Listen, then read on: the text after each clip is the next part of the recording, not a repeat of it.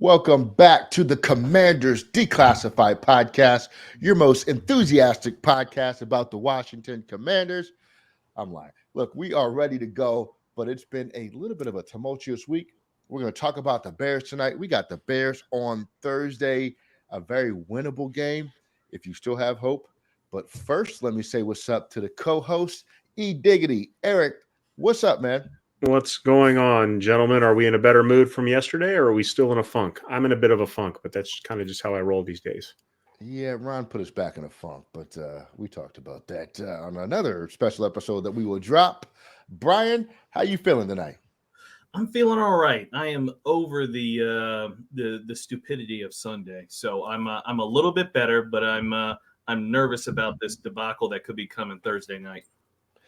Yeah, the Chicago Bears are not the most, how do we say, offensive minded team. Their quarterback has 679 passing yards on the year. He's only completing about half of his passes, and he averages about 135 yards passing a game. He has 3 touchdowns and 4 interceptions. That is Justin Fields. He has been sacked 18 times. Now, he is a bit of a running threat. He has 42 attempts, 194 yards, averaging 4.6 yards a carry, and has 1 touchdown. But Brian, I am going to ask you, sir, how you think that how you want to go, Brian? You want to talk about their defense? I'll talk And about their defense and what they'll probably try to do to our offense. Um, especially on this short week here, I don't think there's that much game planning these teams are going to be doing because of the limited week, and really they're going to try to get guys as healthy as they can, keep it as simple as they can. But the blueprint's out there. We've seen this week in and week out with teams that we're facing. They're going to try to play tight coverage on the outside against our wide receivers, play some press man against our receivers, and they're going to bring pressure, and they're going to try to pressure Carson Wentz, and they're going to try to stress our offensive line to see if they can pick up their stunts, their blitzes, all of those different things. And I think that's what you're going to see. The defensive line isn't. I think they're pretty normal as far as NFL defensive lines go. You've got Robert Quinn, defensive end. I mean, he was a good player maybe like 10 years ago. You've got Justin Jones, Angelo Blackson at defensive tackle, ordinary players. Al-Quadin Muhammad, a defensive end, actually somebody who I wanted us to get in free agency, a solid defensive end who can apply some pressure in the pass game. But really nobody of note that is going to kind of scare you. When you move to the second level, though, that changes. We do have Roquan Smith, who headlines their linebacking crew, and he's excellent. He is one of the better linebackers in the NFL, and he can do it all. He can stop the run. He can cover. He can intercept passes. He can turn the football over, and he's smart. He knows where to line up. He knows where to get other guys lined up as well, too. So he is going to be a problem. We're going to need to make sure we have eyes on him, or we are aware of where he's lining up, because he can certainly disrupt our offense and get some turnovers and give us some headaches there. Now in the back end, their corners, I think their corners are average. We can certainly, put some moves on them and make some plays on those guys. Their secondary, their safeties is where they really shine. So their free safety, Eddie Jackson, he is a guy, he's made a couple of Pro Bowls, but he is a ball hawk. He knows where the football is. He's got a bunch of interceptions. And then there's a rookie named Jaquan Brisker. He's somebody who I really wanted to draft in the second round this year, because Ron always talks about Buffalo nickel. This guy could do Buffalo nickel. He could play free safety. He is always around the football, and he's made a bunch of plays for the Bears so far in his young career already. So we need to be aware of him. He will be active around the field. So their two safeties are pretty good, and we'll need to be aware of those guys. So I think that's it, right? Again, the plan's out there.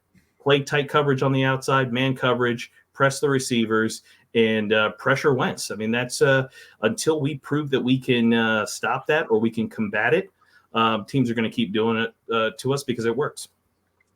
Yeah, and the Bears, look, their passing defense is not elite, but they are top half of the league.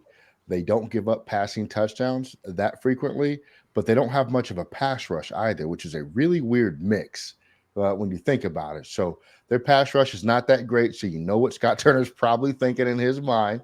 Open it up, right? But the other thing is with the Bears, they give up a ton of rushing yards. They've given up no, they're actually middle of the pack rushing yards. I'm sorry, I saw the wrong number there. They're middle of the pack in rushing yards too. So this defense is effective, but it's kind of on that borderline average to just slightly above average defense.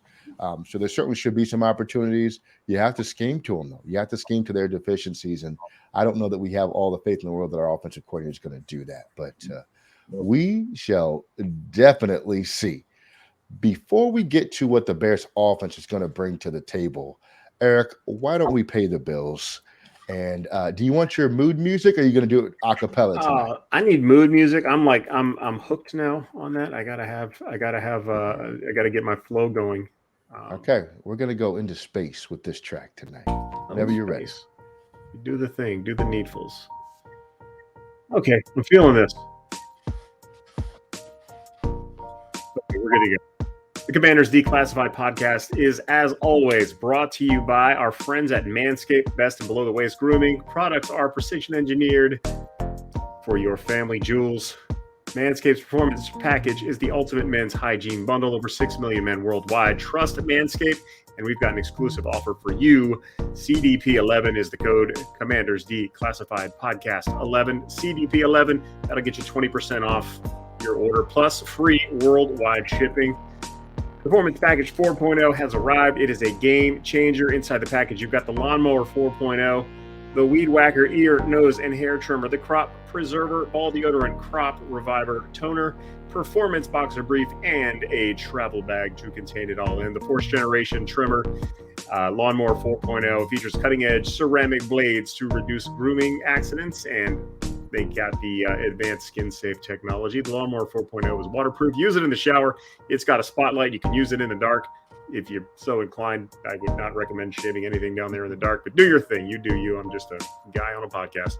This trimmer is waterproof. You can say goodbye to that mess on the bathroom floor.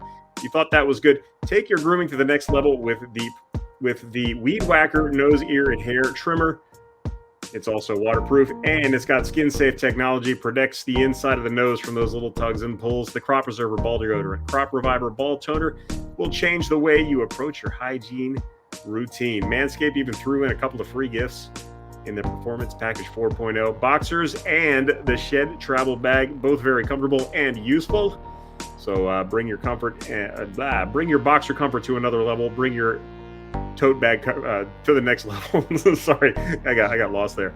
And take care of the Manscaped. Take care of yourself. Go to manscaped.com. Get 20% off with the CDP11 code. Manscaped, ladies and gentlemen. Not my best work tonight. I apologize. And do you know who never gets lost? Your Manscaped razor when you're using it. It's performance enhanced. Anyway, thanks for paying the bills. If you got to worry about your trimmer getting lost, you got a lot going on. Like, good Lord, what do you got? I mean, I'm like a Serbian down there. I don't even know what you guys got going on. If you got to worry about losing it. I tried to save it, but I made it worse. Next. You just stepped up the game. I got to come up with what on earth? All right, Arvydas Sabonis. All right, so we're gonna go with we're moving on. Drazen Petrovic, man. Reggie Bush. All right, so look,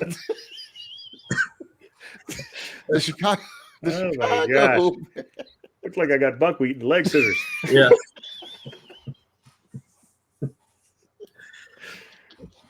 All right, 3 ways to. Oh wait! No, the Chicago Bears. Yeah. Chicago Bears. Their offense is going to attack our defense. All right, look. All right, we're going to get it together here.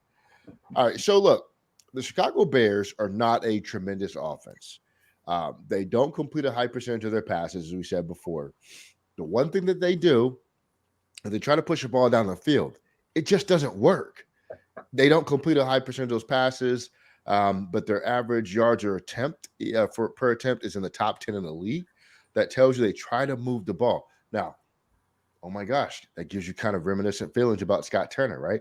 They might not be playing to their quarterback strengths. Mhm. But we have to look out for that because we are susceptible to big plays, right?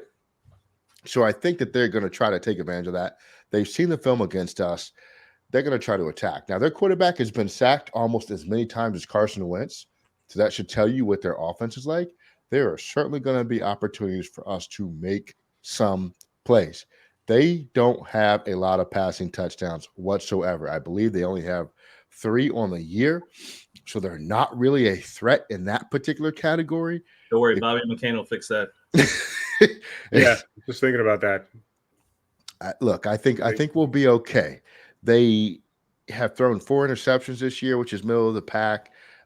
In terms of running the ball, this is where they make their hay. Yeah. They are a pretty effective run team. In fact, they are 5th in the league in rushing.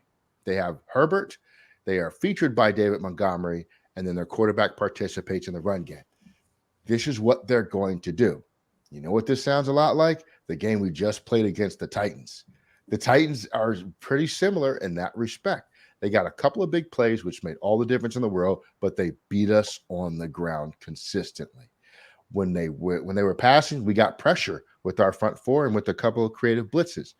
We're going to have the same situation against the Chicago Bears Thursday night, but we have to shut down those big plays. We can live with David Montgomery beating us on the run game, or at least getting yards in the run game, as long as we shut down the big plays. That's going to be the key to me. You guys said Bobby McCain, and I love to think you're joking, but I think you're right. I think, we have to be effective in the secondary with our safeties. The Chicago Bears are salivating watching that tape from the last few weeks from us. We don't want to be the reason that Justin Fields gets his confidence. Justin Fields is not a tremendous NFL quarterback at this point. He just isn't. That is not hate. That is fact. He has not been good to this point. Their receiving core is nothing to stay awake at night about. Don't give them the opportunity to look better than what they are. They are not good. They are not effective. They are not talented. We should be better. Period. Khalil Herbert is somebody that we need to pay attention to. He is very much in a similar situation to Tony Pollard and Zeke Elliott for reference. He very well may be the best running back on that team. He's explosive. He rushed for his rookie year was last year, and I saw one of his games last year, one of the Bears games. He rushed for literally it was like 99 yards. He's really, really good. He's explosive. And, if we think David Montgomery's a little bit slower, more of almost a kind of a plotting back. But he's somebody we got to watch out for. So if we think that it's just Montgomery, Herbert can actually hurt you as well. Yeah, not for my fantasy team last week. He definitely hurt my fantasy team. I started him. He gave me 2 points. Luckily, my team still got the dub. Eric, give us 3 ways to win and 3 ways to lose. Well, if we're going to win this game, we have to contain Justin Fields in the run game. That's the only thing about their offense that really well, I'll get to something else that might scare me. But the only thing, a mobile quarterback, this team, have we faced a truly mobile quarterback yet this year? Jalen Hurts, and he murdered us. We have to contain his legs, keep him in the pocket, make him think. He's still a young quarterback. Make him think when he's throwing. Don't let it be second nature. We want to force him into bad throws, but even bad throws get completed on us. Look at some of the YOLO balls, like the one Tannehill threw up last week. If they get a chance to throw deep, it's going to be bad. But you want to force bad throws from him if you can. It doesn't seem to be that hard, but we have to contain Justin Fields on the ground primarily. Another guy that scares me only because of his name is Equanimeous St. Brown. He's very good after the catch. They use him on. He's like their 3rd or 4th leading rusher. They use him much in the way that Detroit uses Amon-Ra, his brother, who also destroyed us earlier this year. So avoid the curse of St. Brown. And the other way that we win is to, as always, run the football. Brian Robinson's back. He got his legs under him. Use him more this week. Let's get Antonio Gibson involved in the sweep game. Hey, did you know that sweeps are legal in the NFL? Because Scott Turner doesn't. True story. Have you seen, when's the last time they ran a toss right, left? Any kind of If it's Doesn't not a jet exist. sweep, he's not trying to hear it. Anyway, we can run those kind of things when you've got, Brian Robinson, get Antonio Field on the edges, hammer Brian Robinson up the middle. You can run on this defense. The linebackers and safeties are very good, but the front, you can get 2-3 yards per carry before you get contact in many cases because their defensive line is not that good. Unfortunately, going to the way we lose, our offensive line isn't that good. So if we lose the battle in the trenches, we lose this game. If we lose the battle in the trenches to the Bears, we should be banished from the NFL. As bad as our offensive line is, you can run the ball on these guys. You have to commit to the run. If we don't do that, we lose this game. If Carson Wentz is running for his life, we lose this game. We have to get Carson Wentz, as always, into a rhythm early, get him to complete some quick passes, get his happy feet settled, keep him out, keep the pressure off of him. If that means bringing in another tight end, if that means keeping a running back in the block, we got to do that. We got to protect Carson Wentz, get him feeling happy. And the final way, that's if we lose if we don't protect him. The final way we lose this game is if we can't get into the end zone. That's kind of a no-brainer, but we have struggled getting into the end zone the past few weeks. We had a couple of long balls. Are they going to work or are they not? Chicago is better in the secondary than I think Tennessee was last week, being down Amani Hooker. We have to score points. You don't have to score a lot of points. I think if you score 2 offensive touchdowns, it's probably enough to beat the Bears this week. I think it's going to be a low-scoring slog of a game, but you have to at least get into the end zone. You can't settle for field goals against the Bears because they'll probably get lucky and score 10 points, and then it's up for grabs at that point because I don't know how many points we can get on their defense either. So that's how we win. That's how we lose. I don't know which way this one's going to go, honestly. Actually, I'm going to ask you to make a prediction. Yeah. Now, I'm going to start with you since you don't know which way it's going to go. I really don't. I'm going to pick Washington in this game just because I'm a homer. I don't have a lot of confidence in it, but it's going to be a low-scoring game, and I'm going to go 17-16 Washington. Okay. I can dig it. Brian, what's your prediction? Unfortunately, I think the Bears take this one. I think Justin Fields has a big day. I think it is 21-18 Bears, and we fall to 1-5. Wow. Yeah. Okay. I could see that happening. Yeah. Look, the Bears lost. Oh, no, they beat the 49ers the opening weekend 19-10. They lost to the Packers 27-10. They beat the Texans 23-20. They lost to the Giants 20-12 and lost to the Vikings 22-29. That tells me that the Bears are better than I think people are giving them credit for. Yep. They've hung in with some really good teams this year. They really have. They just can't produce the offense to do it. Now, I think we have their kryptonite. The big play game could be the Bears' kryptonite. And I think we're going to hit on a few of those. Now we have Diami. I haven't heard anything about Jahan's status for Thursday's game. I don't know if you guys have, but we also have Curtis and we have Terry. Diami was on the injury report today, and so was Carson Wentz. Carson will probably play, but Diami was on there with an injury, but said he was limited. Okay, I think he'll be fine. But I think, and look, we can get the big play with a couple different receivers, and Terry is one of those guys. I think that we are going to have our best offensive output thus far this season. And I think if you get up 2 touchdowns on the Bears, I think that game is as good as over because I just don't think that they're that good offensively. They can't run the ball if they're down 2 scores in the second half. It's just not going to work because they can't score like that.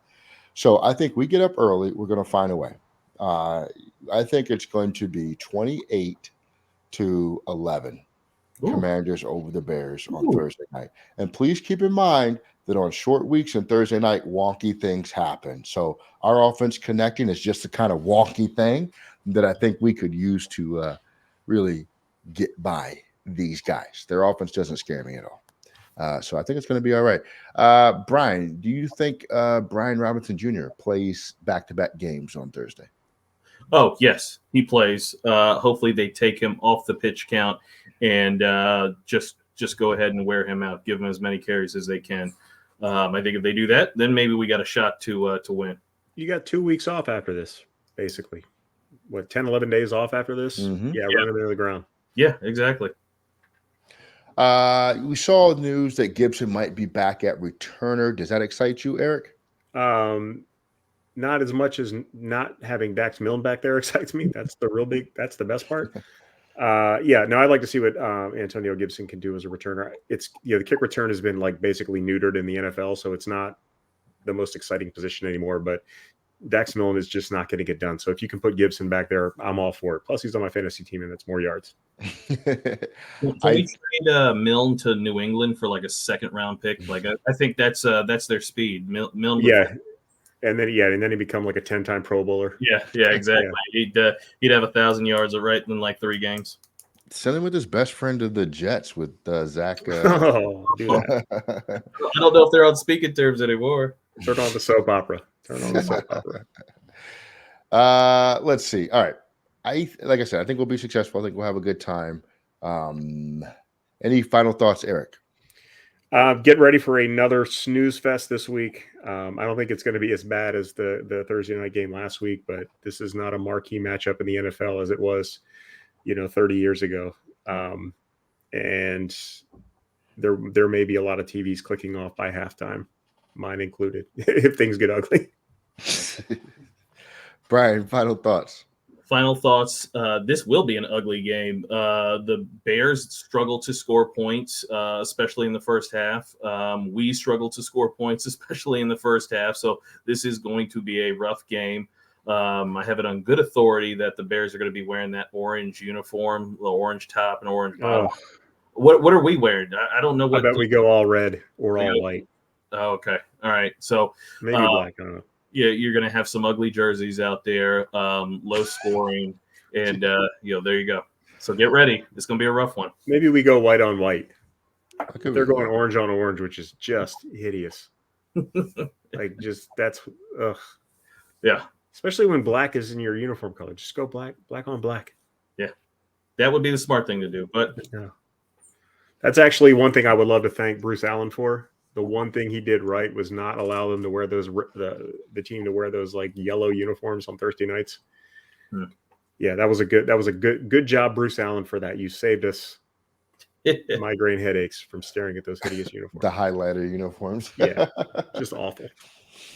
All right. Well, look, I for one look forward to watching this game, and I don't know. Our guards got to be better though if we're going to have any shot.